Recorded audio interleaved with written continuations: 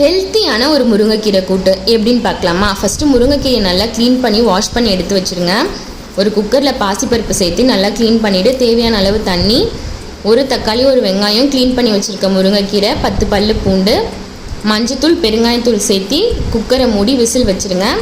4 whistle வந்ததும் pressure போனதுக்கப்புறம் open பண்ணிவிட்டு கல்லுப்பு சேர்த்து லேசாக கடைஞ்சி வச்சுருங்க.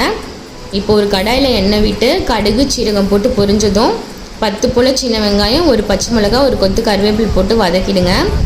ஒரு தக்காளி கட் பண்ணி சேர்த்துட்டு கூடவே உப்பு போட்டு நல்லா கிளறி விடுங்க. 1/4 ஸ்பூன் மஞ்சத்தூள், 2 ஸ்பூன் மிளகாத்தூள் சேர்த்து ஒரு 1/4 டம்ளர் தண்ணி வச்சு நல்லா சுண்டி வந்ததும் நம்ம கடைஞ்சி வச்சுருக்க கீரையில் இதை போட்டுட்டிங்கன்னா சூப்பரான முருங்கைக்கீரை கூட்டு ரெடி ஆகிடுச்சுங்க. முருங்கைக்கீரையில் நிறைய ஹெல்த் பெனிஃபிட்ஸ் இருக்குது. வீக்லி ஒன்ஸ் ஆச்சு எடுத்துக்கிறது ரொம்ப நல்லதுங்க. நீங்களும் ட்ரை பண்ணி பாருங்கள். எப்படி இருந்ததுன்னு கமெண்ட்ஸை சொல்லுங்கள். வீடியோ பிடிச்சிருந்தால் லைக் பண்ணிவிட்டு சப்ஸ்கிரைப் பண்ணிவிடுங்க.